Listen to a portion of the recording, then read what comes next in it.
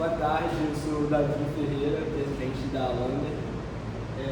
Esse é o Marcos Brito, que é o nosso professor, orientador da Liga. E esse é o professor Ronaldo Amaral, que vai dar nossa aula inaugural hoje. Muito feliz em recebê-lo aqui e passo a palavra para o Ronaldo para inaugurar a nossa primeira aula da Alander. Só dar um recado. Essa aula a gente vai gravar e vai colocar disponível para vocês na internet, para aqueles que não puderam estar presencialmente aqui. Essa atividade, ela se repete de forma rotineira.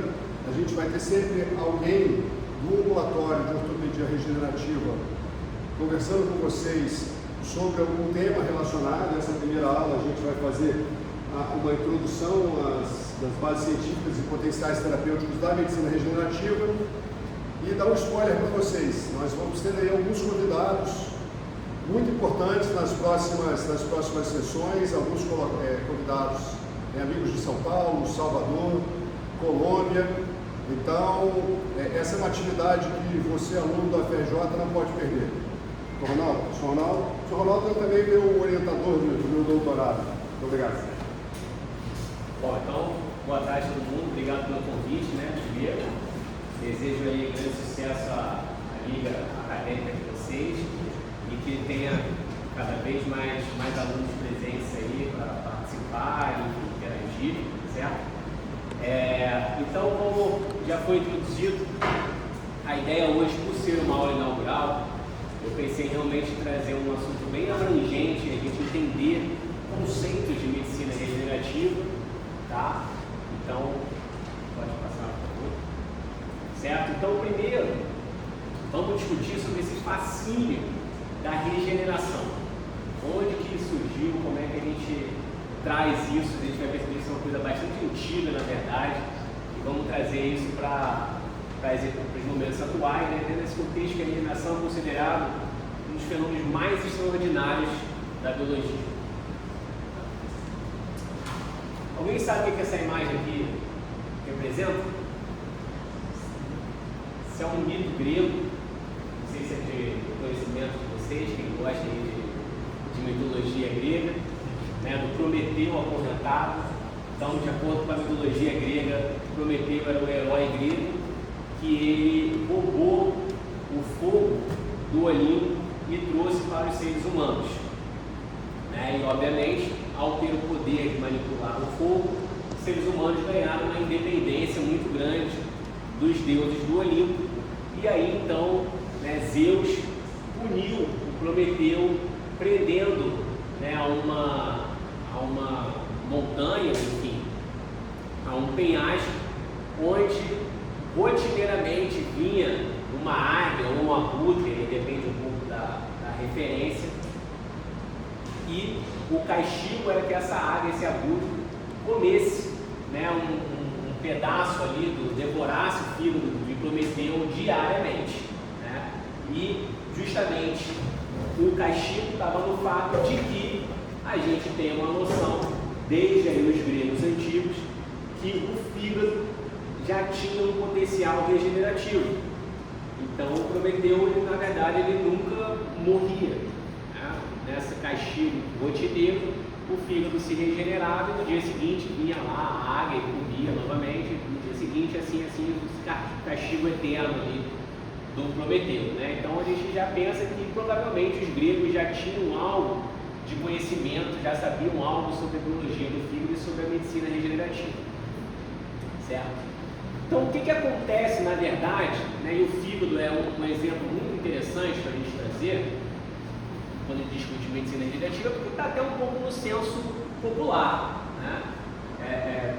conhecimento leigo dessa capacidade regenerativa do fígado. Então, o que acontece no fígado? Então, quando a gente tem uma hepatectomia, o que a gente tem no fígado são os hepatócitos, que são células já maduras, já terminalmente diferenciadas, que estão ali em G0 no ciclo celular, então quiescente no ciclo celular, mas eles conseguem reentrar no ciclo celular perante um evento de lesão, como por exemplo uma hepatectomia.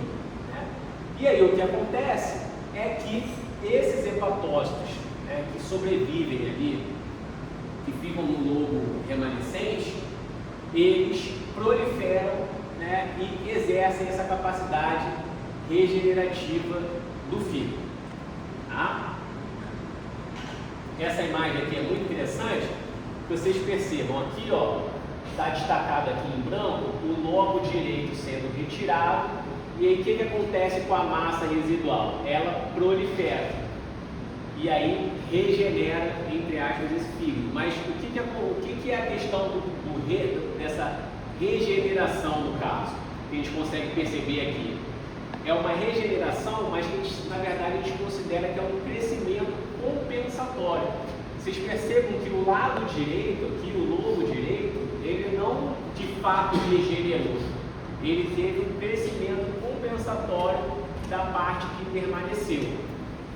Então, do ponto de vista prático e funcional, o fígado ele se tornou totalmente funcional novamente com esse evento, tá? Só que a gente teve esse crescimento compensatório, certo?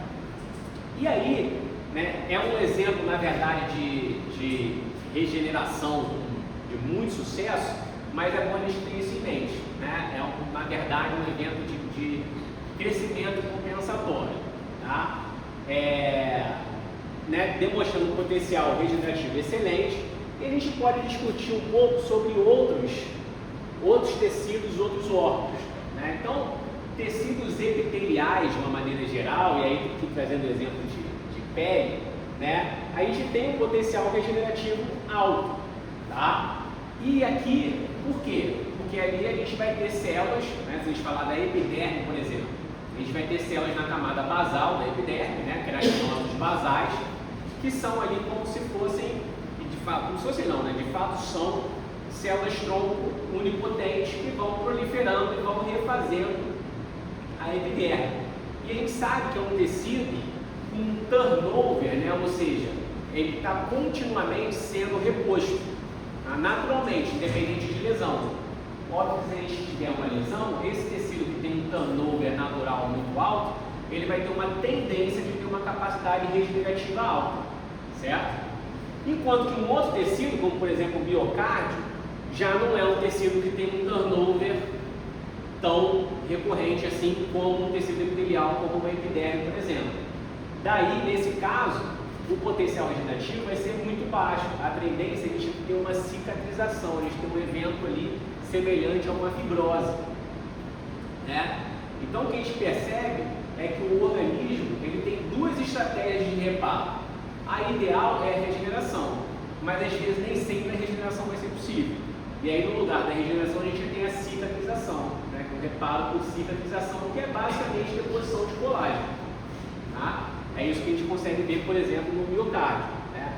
Na cartilagem, por exemplo, ela em si nem tem potencial regenerativo, né? Mas, por exemplo, quando acaba atingindo o osso subcondral, isso induz uma resposta onde a gente vai formar um tecido fibrocartilaginoso. De novo, é como se fosse uma cicatriz, né? Então, um potencial regenerativo bastante limitado.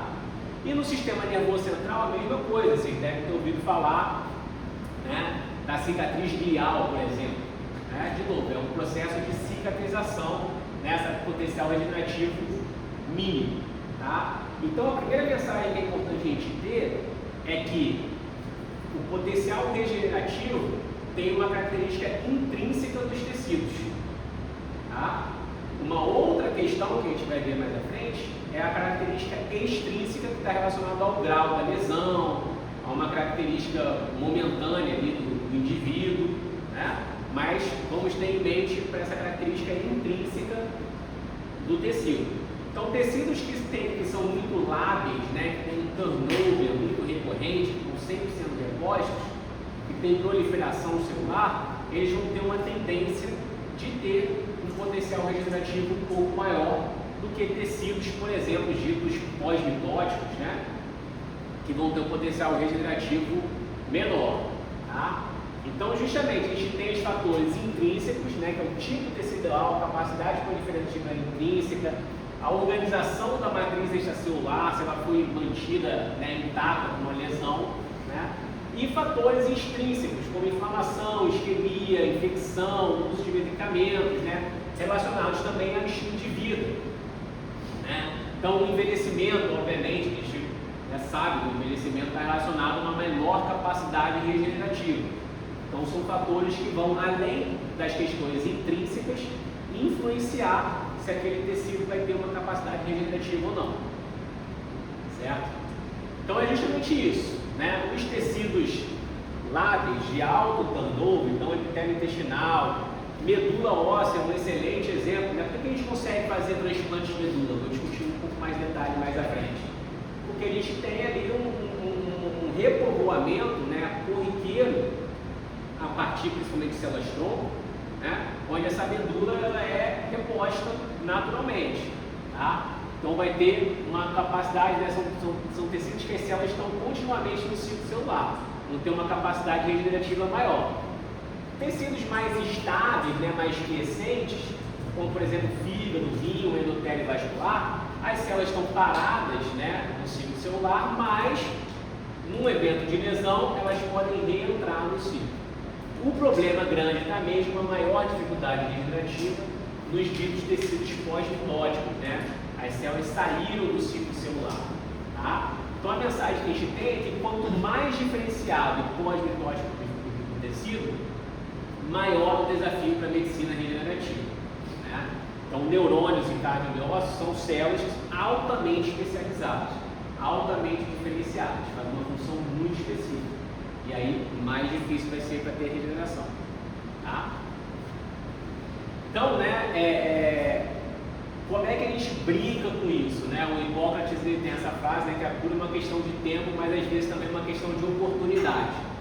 Né? Como é que a gente brinca com essas possibilidades? Né? A gente vai passar a falar muito na presença de células tronco. Né? A presença de células tronco no tecido também pode ser um auxílio para a gente induzir a capacidade regenerativa. Tá? E aí, como é que a gente define uma célula tronco?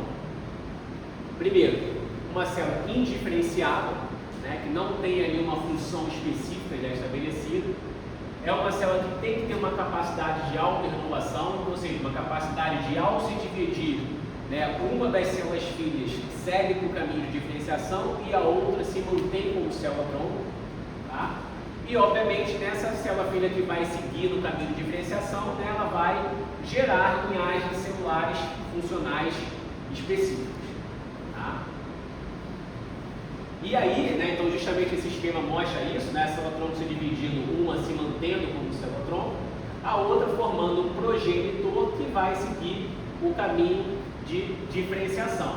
Agora, é bom a gente ter em mente que essa célula tronco, né, ela não funciona sozinha, tem sempre um nicho para essa célula tronco, que é como se fosse ali um microambiente onde essa célula tronco vai se relacionar com a matriz extracelular, né, com sinais parácrinos e endócrinos, né, endócrinos vindo da circulação, parácrinos vindo de células de suporte para esse nicho de célula tronco, né, células estromais, né, fatores biofísicos, então, por exemplo, rigidez, hipóxia, flexibilidade, tensão superficial do tecido, células imunes residentes, todas vão mandar sinais que vão controlar o comportamento da célula tronco. Né? Se a célula tronco vai ser induzida para proliferar, se vai ser induzida para diferenciar, ou se ela vai ser induzida para ficar ali mais justamente quiescente no seu nicho parada, né, esperando um sinal para ela ser ativada. Tá? Então isso é importante a gente ter em mente também. Ok?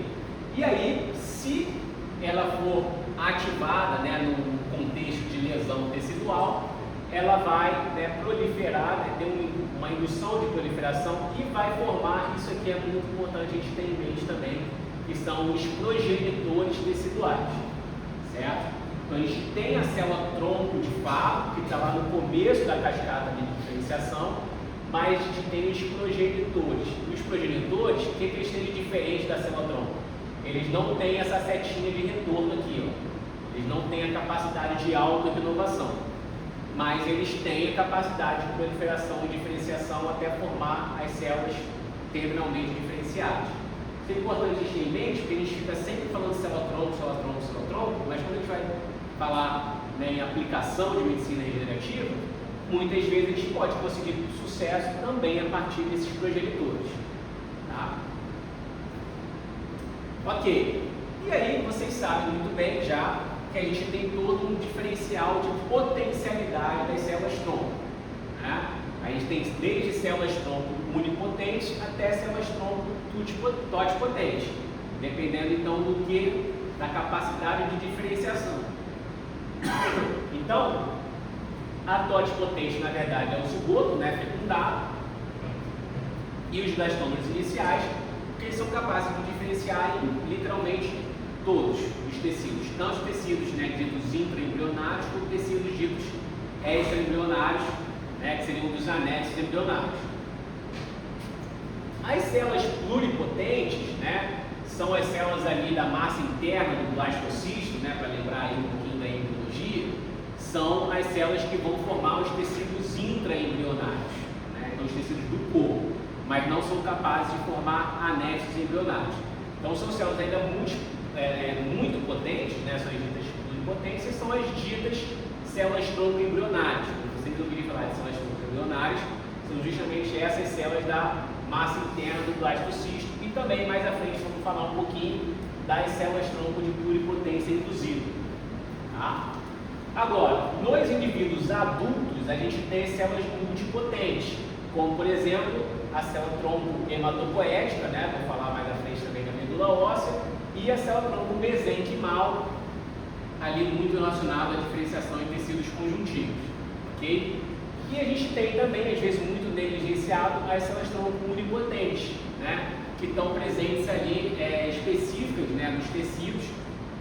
Então, o exemplo que eu dei, na epiderme, camada basal, é formado por células-tronco de queratinócitos, né, unipotentes. Né, na cripta intestinal, né, tem ali também células-tronco unipotentes para renovar ali a cripta intestinal. Tá? Pode passar por certo?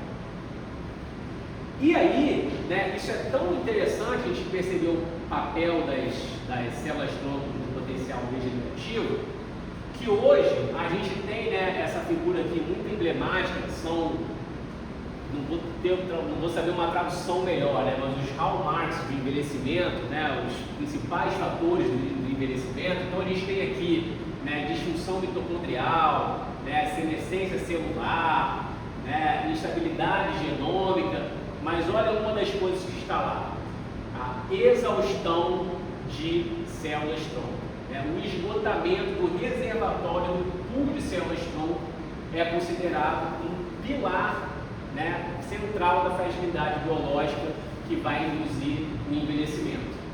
Então hoje a gente sabe que essa perda de células-tronco é um sinal claro do envelhecimento, e sabe que no envelhecimento a gente perde a capacidade regenerativa.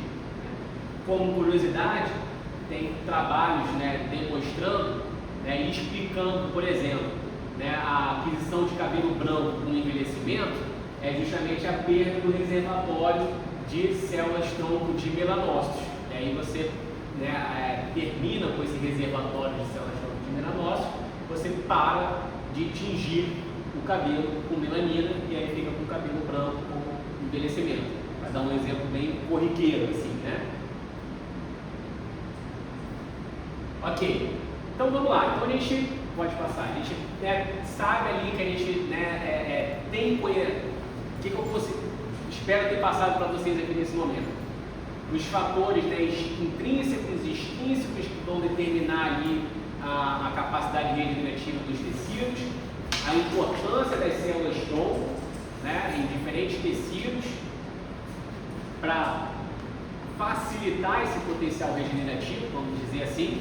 E agora vamos entrar de fato na medicina regenerativa, né? Então, o que é medicina regenerativa? Eu trouxe essa definição do National Institute of Biomedical Imaging and Bioengineering, do NIH, né? Que é o National Institute of Health dos Estados Unidos. Então, obviamente, um órgão de grande importância para a gente entender uma definição do que é medicina regenerativa. Então é um campo amplo que inclui a engenharia de tecidos, e aí depois eu vou falar um pouquinho mais sobre engenharia de tecidos, né? Então inclui a engenharia de tecidos, mas também incorpora a ideia da autorregeneração, na qual o organismo utiliza seus próprios sistemas, e aí vai estar obviamente muito baseado em células-tronco, né? Mas às vezes com o auxílio de material biológico adicionado externamente para recriar células ou reconstruir órgãos. Então vamos entender com calma. A gente está baseado em características biológicas, né? A ideia da autorregeneração, do turnover tecidual intrínseco, mas também a gente pode ter auxílio de material externo, então ou seja, a gente pode usar alguma coisa para dar uma forcinha, né, a esse sistema, tá?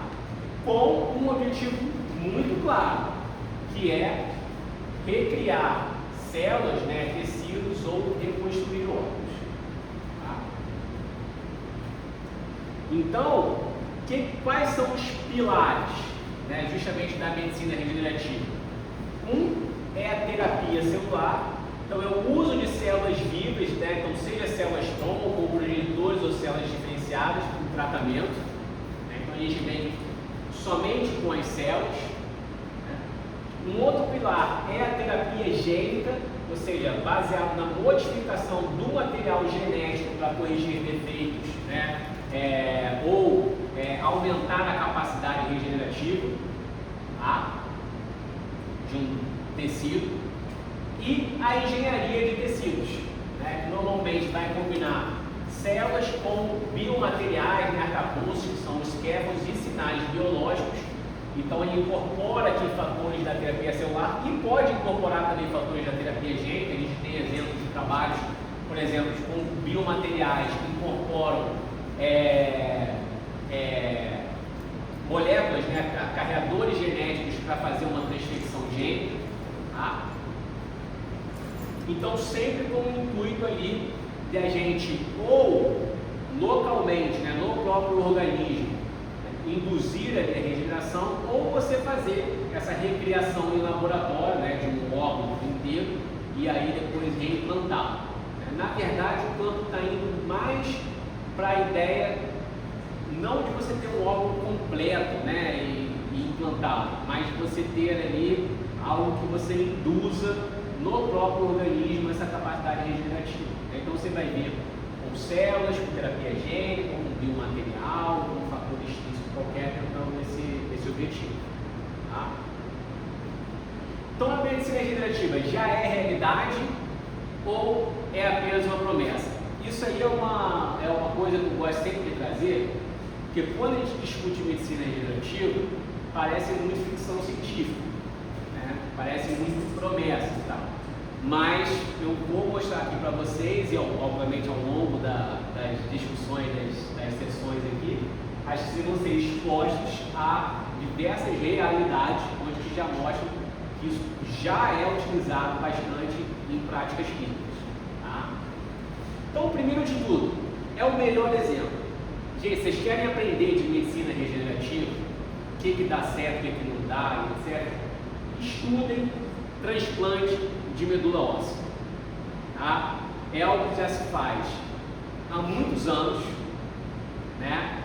Já é totalmente conhecido toda a cascada de diferenciação das células-tronco hematopoéticas, certo? E transplante de medula óssea funciona e é só não era chamado de medicina regenerativa, né? Na verdade, a gente já tem o transplante de medula óssea antes de se falar em medicina regenerativa. Mas é uma terapia celular, é uma medicina regenerativa. Por quê? Você faz uma ablação da medula, né? E aí você pega, seja de fonte autóloga, seja de um doador, né, a medula óssea. E qual que é a chave ali para o transplante ter sucesso? A presença das células-tronco hematopoéticas, né? Dessa fonte doadora, seja autóloga, seja heteróloga, né?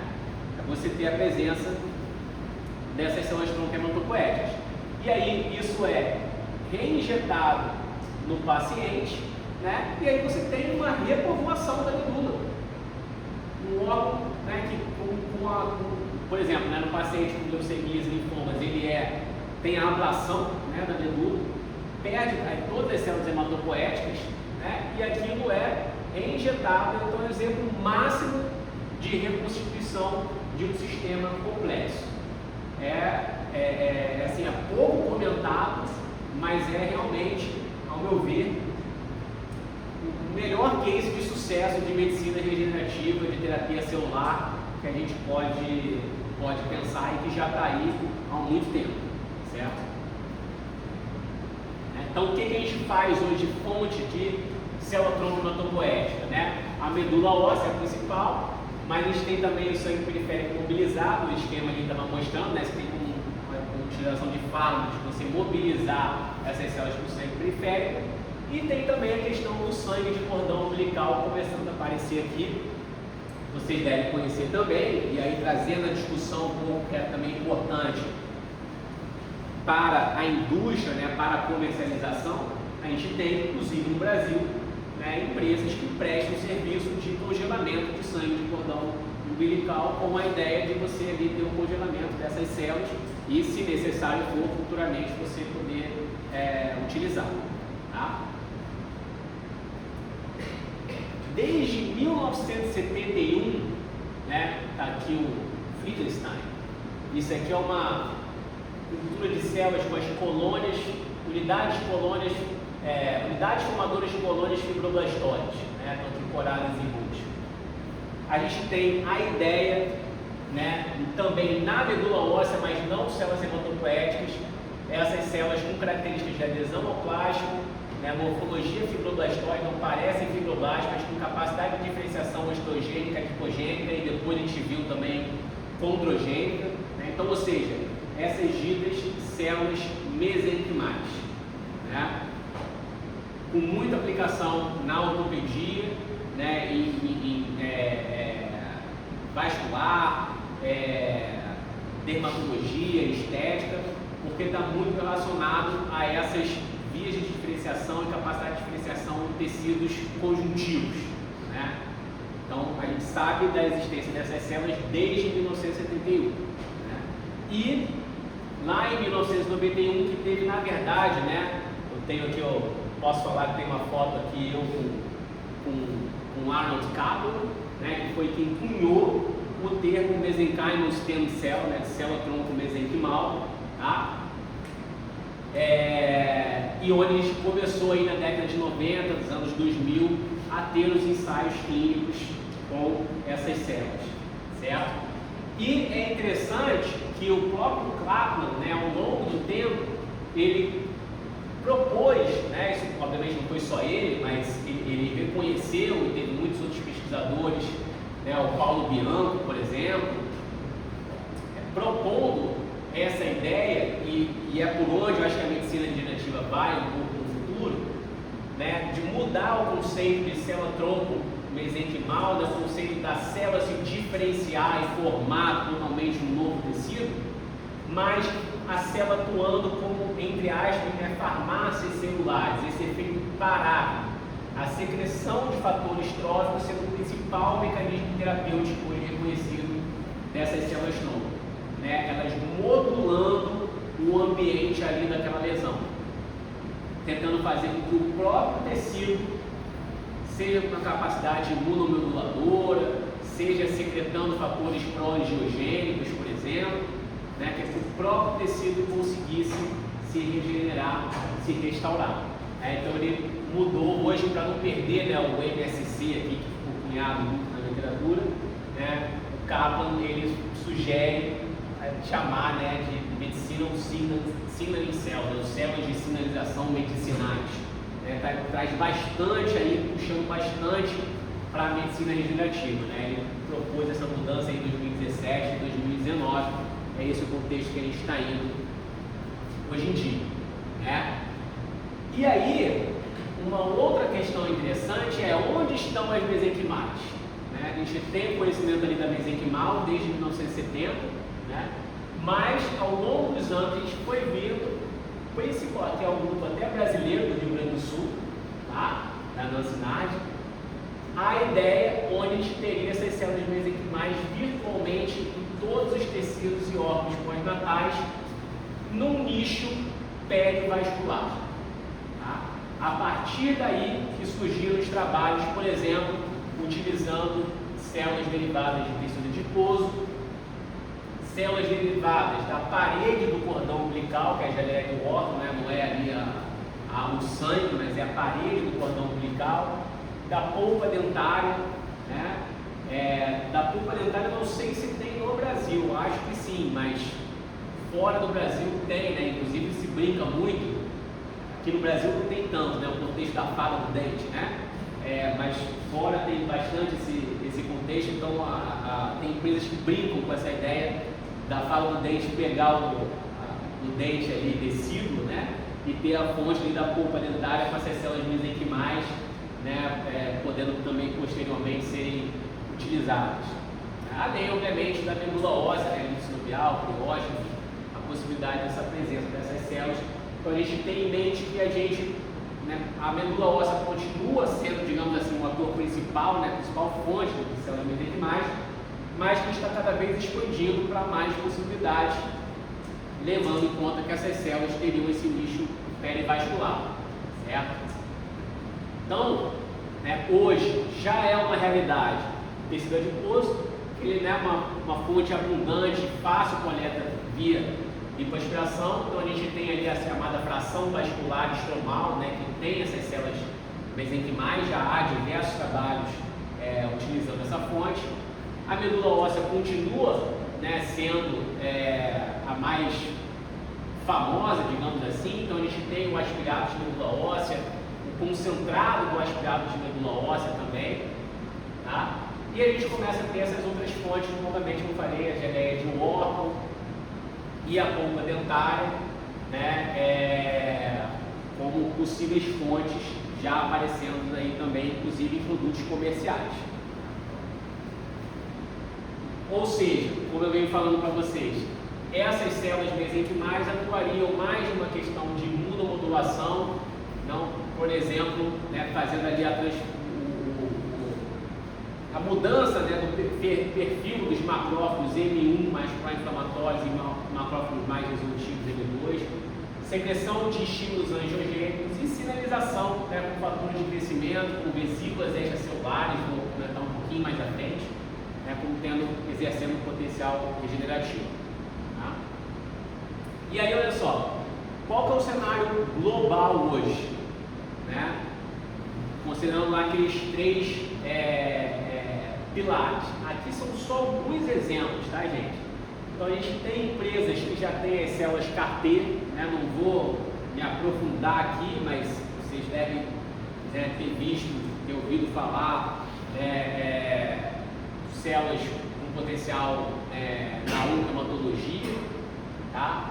A gente tem empresas, produtos comercialmente disponíveis para terapia gênica, né? Em engenharia artificial a gente tem modelos de pele artificial, de córnea artificial. Na própria ortopedia a gente tem o MACE, né? Que é o Matrix Induced Autologous Chondrocyte Implantation, então são condrócitos autólogos. São terapias, né, aprovadas internacionalmente, né, no FDA, no EMA, além de centenas de ensaios clínicos em fase 3 para diabetes, insuficiência cardíaca. Tá? Então a ideia é realmente mostrar para vocês que não é ficção científica. A gente já tem, inclusive, diversos produtos comerciais à base de medicina regenerativa, né, liberados para aplicação.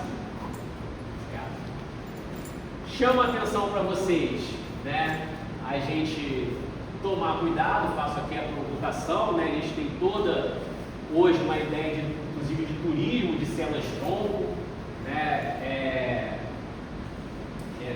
enfim, clínicas, toda a influência hoje, né, de influenciadores digitais, enfim, que a gente tem que ter um cuidado. Esse é um lado negro, lado escuro da força, né, quando a gente vai falar de medicina regenerativa.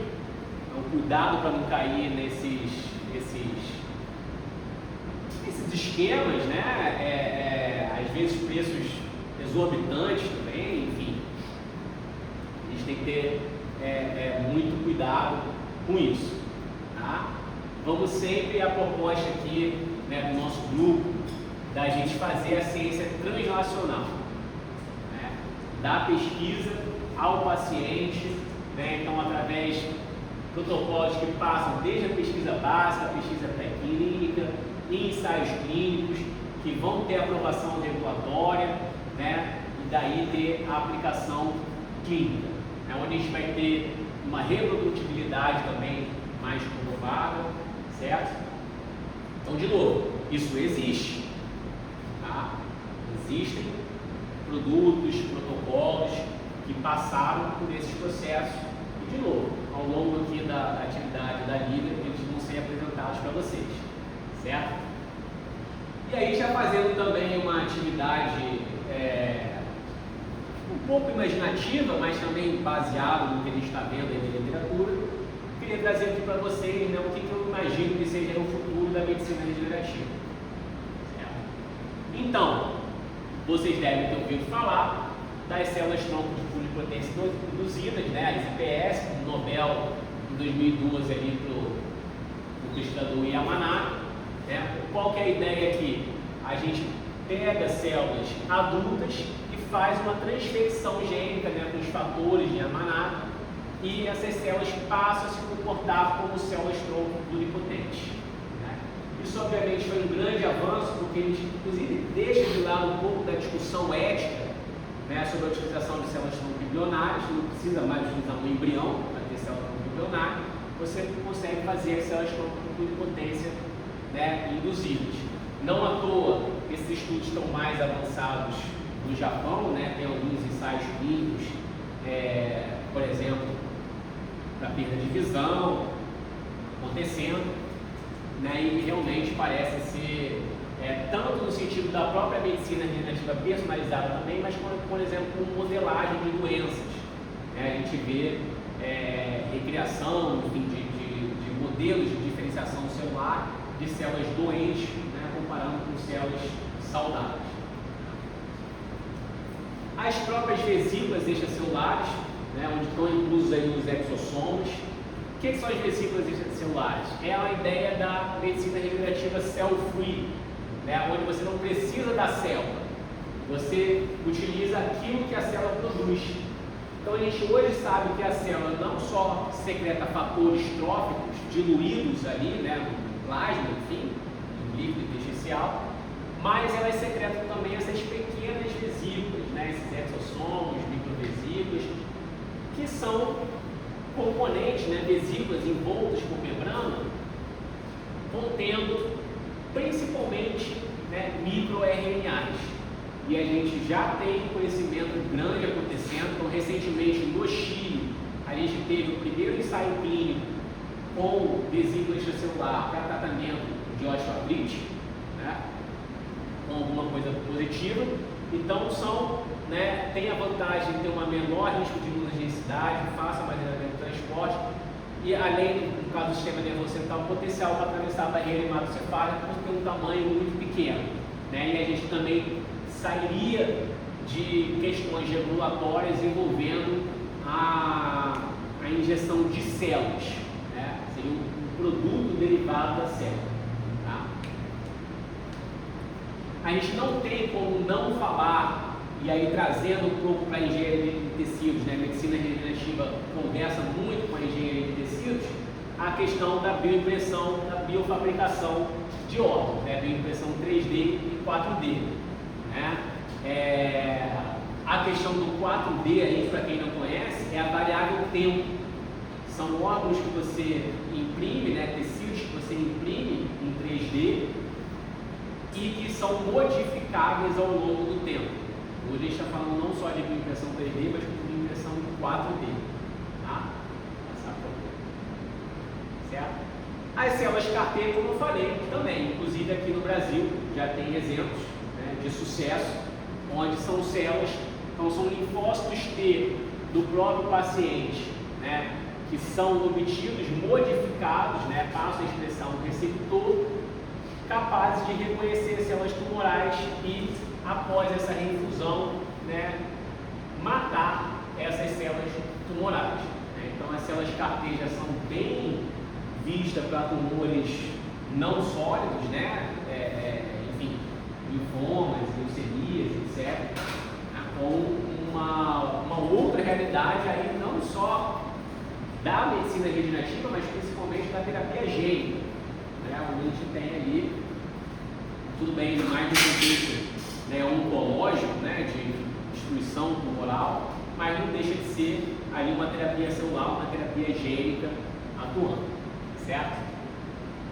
Bom, então, como mensagem final, não sei nem como é que está meu tempo aí, mas como mensagem final, eu queria passar para vocês que a regeneração é um fenômeno biológico natural, que a gente perdeu em parte na evolução, né? Isso a gente consegue ter a noção, por exemplo, com organismos, né, salamandra, por exemplo, anfíbios que conseguem regenerar grandes partes do corpo. A gente perdeu um pouco isso, mas a gente mantém. A gente tem tecidos com alta capacidade regenerativa, a gente tem células-tronco residentes nos próprios tecidos, a gente tem essa ideia das mesenquimais em virtualmente todos os tecidos do corpo. Então a gente tem que pensar em estratégias que possam auxiliar uma capacidade regenerativa intrínseca. Tá? A gente tem que pensar nas células-tronco, obviamente, são atores principais aí como operário, mas vamos pensar no nicho, né, nesse microambiente. Isso é uma outra discussão importante dentro da medicina regenerativa. Né? Da onde essa célula-tronco está vindo? Está vindo de um tecido, de um paciente, de um nicho muito inflamado? Será que ela vai ter um potencial semelhante a uma célula-tronco obtida de um nicho mais saudável, mais, né, dentro de uma homeostase? Então essa é uma discussão que provavelmente vocês vão ver também aí em aulas futuras. Né? E a área migrou muito de substituição direta, né, de você ter a diferenciação celular, de fazer um novo tecido com um novo órgão, para um controle de sinalização comparada. Né? Por fim, óbvio, eu falei de empresas, enfim, de produtos comercialmente disponíveis, e é sempre bom a gente ter em mente para regulação via Anvisa, né, que é aqui do nosso país. E a Anvisa, ela traz também uma separação, não deu para abordar muito aqui, mas uma separação muito importante entre terapias, né, de manipulação mínima, que tem uma aplicabilidade, uma inserção mais fácil, uma regulação mais branda, digamos assim, comparado às terapias avançadas. Né? Então, as terapias avançadas são essas baseadas em expansão celular em laboratório, né, em utilização de enzimas, enfim, de produtos que modificam muito o produto ali, a célula, o produto, né, biológico da medicina regenerativa. Quando a gente faz uma manipulação mínima, né, isso tem uma tendência de ter uma regulação um pouco mais simples, né, para você chegar à prática clínica de fato, certo?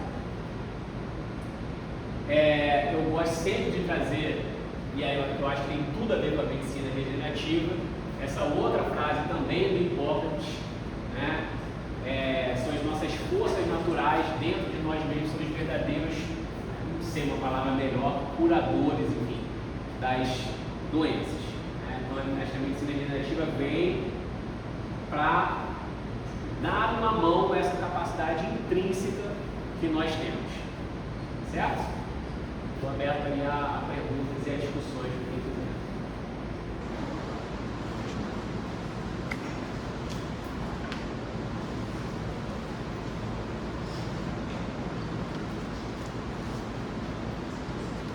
Eu tenho uma pergunta, bem simples na verdade. Você falou a palavra ablação. Eu não entendi exatamente o que significa. Isso aí é o seguinte, quando a pessoa está no ossinho, né? Você com quimioterapia, radioterapia, e você destrói, você zera. Você mata tudo, célula tumoral, célula saudável, mata tudo. A ideia é você realmente eliminar todas as células. Obviamente, uma condição de extremo risco, né, para o paciente. E aí você tem justamente essa repopulação completa do sistema. É por isso que eu digo que realmente eu acho que é o melhor exemplo de sucesso de medicina regenerativa para as coisas do mundo. Ablação quer dizer que você pega um tecido, destrói faz uma ablação cardíaca. O que é uma ablação? Você tem um ponto dentro do coração que dispara muito estímulo e o coração bate de forma errada. Aí você vai até aquele ponto e através de uma radiofrequência, por exemplo, você esquenta aquela região e destrói o nervo. Então é uma ablação cardíaca. Você pode fazer ablação dos nervos geniculares, por exemplo, usando quimicamente ferrol ou então própria radiofrequência. A ablação tem a ver com isso.